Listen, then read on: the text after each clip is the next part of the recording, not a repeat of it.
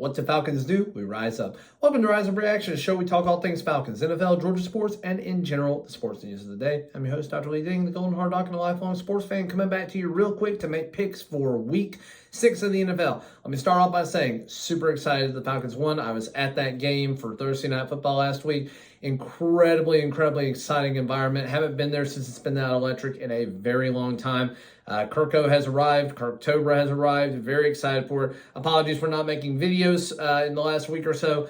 With Hurricane Helene, with all the additional things that have happened in this region, with having families stay with us, lack of internet resources, things that have happened at work with system updates, not really having the ability to use my camera or anything that I normally use, microphone, those are all out right now.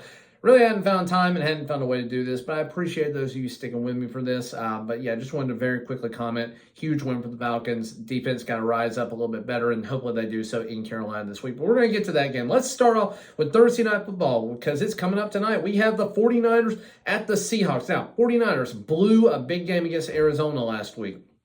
Literally had that game in their pocket. Gave it up on several turnovers, but you also got to account for the fact that Jake Moody was out. He ended up getting hurt. They could not kick the ball in situations where they would normally kick. Now, with that in mind, they should have beat Arizona. If they can kick the ball, if they can kick for field goals in some of those situations, it's probably at least a touchdown game, if not a little bit more. So I'm going to go ahead and say that San Francisco will beat the Seahawks. Seahawks coming off of a tough loss. Blocked punt by the New York Giants. New York Giants being one of the worst teams in the league. But again, the Seahawks also were victims of their own problems. They kept turning the ball over as well, between fumbles or other things happening. But they were a little bit incompetent. Geno Smith did what he needed to try and get them in a position to at least tie the game. Didn't end up working out. This game will decide who is going to currently be leading the division. I do think the 49ers rise to the cream of the crop here. Then you go to another London game where the Jacksonville Jaguars, virtually the home team in London, taking on the Chicago Bears. Now, the Chicago Bears are favored. 81% of America is picking them right now. I am going to go against the grain for one reason only. Jacksonville is perfectly at home in London. They have a great record overall at home in London. And they're a team that could eventually move to London if things don't go their way. So I think that is something that could happen. The Bears are starting to click. They did play the fairly hapless Carolina Panthers, but they're 3-2. They have a winning record right now. They're doing well. They've made moves that are going to make sense for them in the long haul. I do think it'll be close, but I do think the Jaguars will find a way to be competitive in this game, and they will ultimately win this one. Then we go to the Arizona Cardinals at the Green Bay Packers. Now, Arizona, again, I think they snuck away with a win that they shouldn't have gotten, but ultimately, I think Green Bay is better. Green Bay played very good football overall against the Rams. They tried to give the game away at different times, but their defense is just too stacked right now. Dobbs is probably going to be out on this game. I believe he's facing a short suspension for some conduct issues. I forget exactly what it is, but he's facing a short suspension. I don't think it's going to matter that much. I think Josh Jacobs, along with the rest of their receiving weapons, or I guess not the rest, but with the receiving weapons and Watson and I forget who else they've got out there, Dontavian Wicks and Jalen Reed. They're going to be perfectly fine. I think Jordan Love is the better quarterback here. Give me the Green Bay Packers. Then we're going to go to the Colts at the Titans. Now, Titans, they go only as far as the Mayo Man goes, and I don't think the Mayo Man goes very far. The Colts we don't know who they're going to be playing. It could be Joe Flacco, could be Anthony Richardson. They're honestly better with Joe Flacco right now, so I think they should play him. Joe Flacco gave an incredible performance in Duval this past week, and it just did not end up working out for him. I do think that they ultimately will win this game, so give me the Colts over the Titans. Divisional games are always tough, but I do think the Colts will end up being 3-3. I still have the Colts being a playoff team. Then we're going to go to the Houston Texans at the New England Patriots. This feels like a trap game. Every single time we're talking about eliminator games and people going with the obvious choice, this one comes to mind. That said, their passing offense in New England is garbage. Their rushing offense is not particularly better either. The defense is pretty good overall, like a top 10, top 12 defense. That'll keep the Houston Texans, give them a little bit of trouble. I do think Houston ultimately wins this game. New England is on their way to a top 5 draft pick, and Houston is on their way to a top seed in the AFC South, or the AFC in general for the playoffs. Give me Houston Texans. I know Nico College just went on IR for a short period of time. Hopefully it's not season ending, but they still have other weapons. You've got Stephon Diggs. You've got Tank Dell. Joe Mixon hasn't come back yet. If he comes back, they are virtually unbeatable by most teams. Then we're going to go, Houston Texans. Then we're going to go Tampa Bay Buccaneers at the New Orleans Saints. Now, New Orleans Saints, you're going to be missing Derek Carr. You don't really have a solid backup. I don't know if Taysom Hill is going to be back. If Derek Carr was playing this game, I would pick the Saints to beat the Tampa Bay Buccaneers. Tampa Bay coming off of a lengthy little stretch being off since Thursday Night Football last week where they played their hearts out and still lost to Atlanta. I have faith in Baker Mayfield. I don't have a lot of faith in the New Orleans Saints at this point in time. They will probably be a little bit better once Derek Carr is healthy again. Oh, excuse me. Again, it's early. But I am going to pick Tampa Bay in this one. Then we're going to go to the Cleveland Browns and the Philadelphia Eagles. Cleveland Browns are bad. Deshaun Watson is bad. There's nothing else I need to say. Their defense is fine, but everything else about them is bad. Give me the Philadelphia Eagles. They're not a particularly good team either, but give me the Philadelphia Eagles. Then we're going to go to the Washington Commies at the Baltimore Ravens. Baltimore coming off of an emotional victory against Cincinnati, and I think this is the buzzsaw that Jayden Daniels finally runs into to kind of bring this incredible rookie pace to a halt. I do think it's going to be a very good game. There's going to be a lot of offense, but I think that Baltimore Ravens, they have experience. They have overall a little bit better talent. Close game. I think this is one that's probably decided by 5 or less points overall.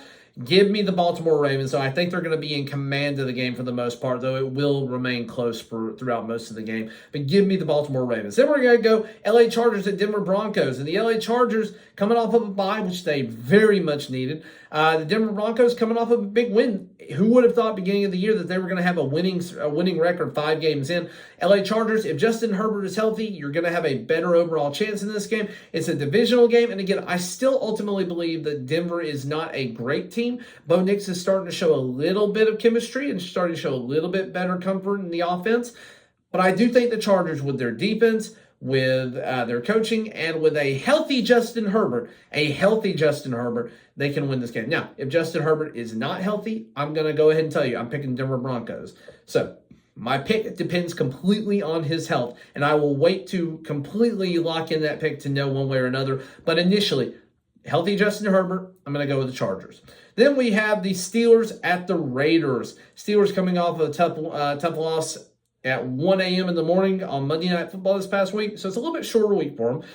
Raiders, you're not going to be you're going to be without your top wide receiver who wants to trade from you. I don't know what to do at this point with you. I do think Pittsburgh, their defense is going to stifle you. I don't think you've got the weapons to hang with them, even if it's going to be a close, tough, gritty game. But I think Pittsburgh will be in command for the most part throughout all of it. Give me the Pittsburgh Steelers. They're going to go to 4-2. Then we have the Detroit Lions and the Dallas Cowboys. I still don't think Dallas is very good this year. I thought they were going to be better than what they've shown so far, but they're not very good this year. The Lions are good, but it seems like they play to their competition, not above, which they certainly have the caliber to play above their competition, which I'm sure is frustrating for the Detroit faithful.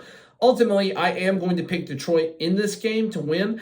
This is a game that they very well could see down the line as, potentially a first-round wild card of the playoffs if they don't get that number 1 seed. So, yeah, this could be a preview of something that we see in January. And, if the Cowboys win this one and we still see it again in January, then obviously I'm going to be picking against the Cowboys then as well. Because the Cowboys just don't win football in January. So, let's go with the Detroit Lions. Then we have a 4:25 matchup, which is like a pseudo primetime game. I have no idea why this is a 4:30 game. But we have the Atlanta Falcons against the Carolina Panthers. Carolina's a bad team. The Falcons have had the toughest stretch so far of any team in the NFL, and they've come out 3-2 from this gauntlet. There is not a reason in the world we should not be 4-2 at the end of this. Carolina is a bad football team. If we cannot put them in the grave, we don't deserve to be at the top of the NFC South. I said one of my bold predictions beginning of the year was that we sweep the NFC South.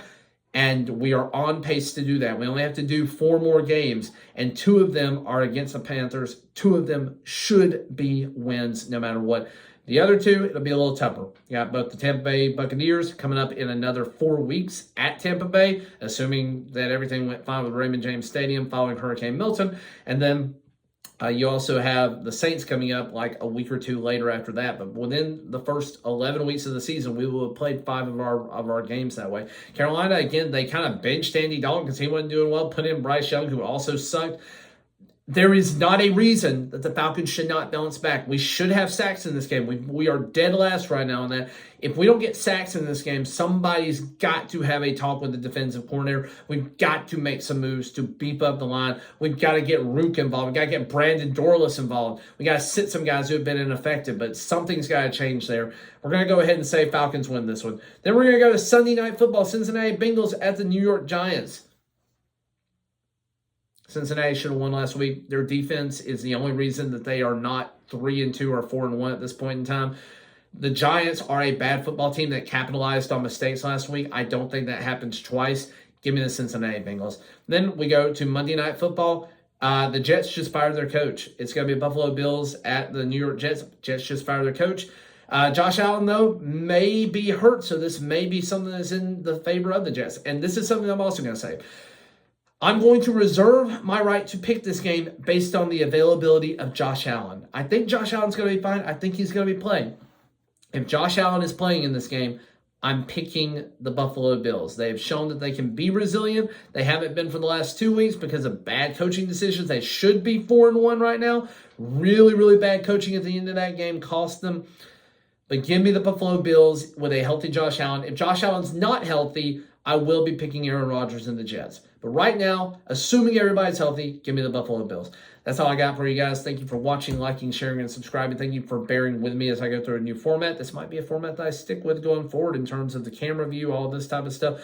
Don't know. We'll see. See how I like it at the end of the day. But thank you, everybody. And as always, rise up.